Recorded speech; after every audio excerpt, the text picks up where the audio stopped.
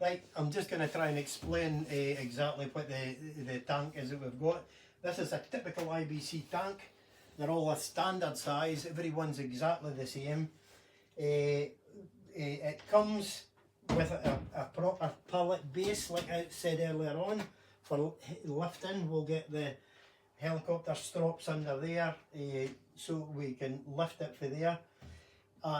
We've modified this tank. It's got a metal frame round about it, which is supporting the polypropylene. I think it's about a 6mm or an 8mm polypropylene tank. And this frame is a protection, and it means for business purposes or for other commercial use, they can start one on top of the other, whatever. We've actually modified this. It comes, the tank itself comes with this red cap in the middle, usually for filling or siphoning off stuff out of it. What we've had to do is, because we are going to have the tank being used as a toilet, you can't have the toilet right in the middle of the tank and get your legs over the edge. So we've had to modify it, and we've done that by cutting holes in the tank and introducing these metal, the plastic inserts. So it's basically a plastic flange with a rubber seal round about it, with a locking cap that goes on top. So when we come to fly the stuff out, everything is absolutely contained, it's all sealed up and ready to go.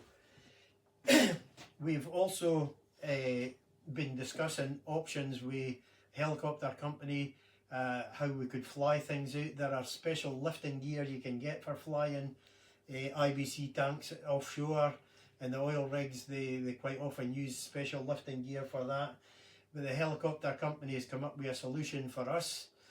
All these things would have to be certified lifting gear before we could use it, and that. So that was getting kind of a bit technical for us. So working alongside the helicopter company, we come up with this idea, this concept. Now I've made this up, you can see it. It's made of wood just now, but this would actually be metal.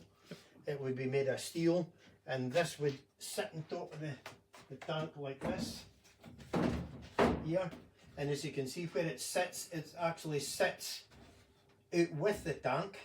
And the idea was that the helicopter company would drop us their strops, and this would, we'll just imagine this is one of their strops, would come up through here, and the lugs in here would, the metal frame would stop any compression on the tank.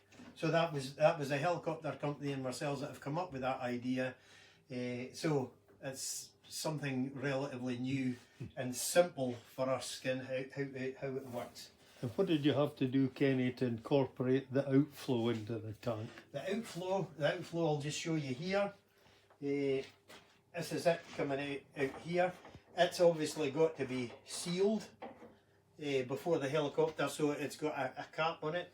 What we are proposing to do is we'll have a fitting that goes in here into the outflow there, and we're going to have a flexible pipe on here.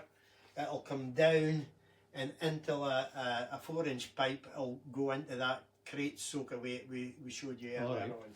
So time to fly out, we'll just take this out here, cap that off here, and that's us ready to fly out.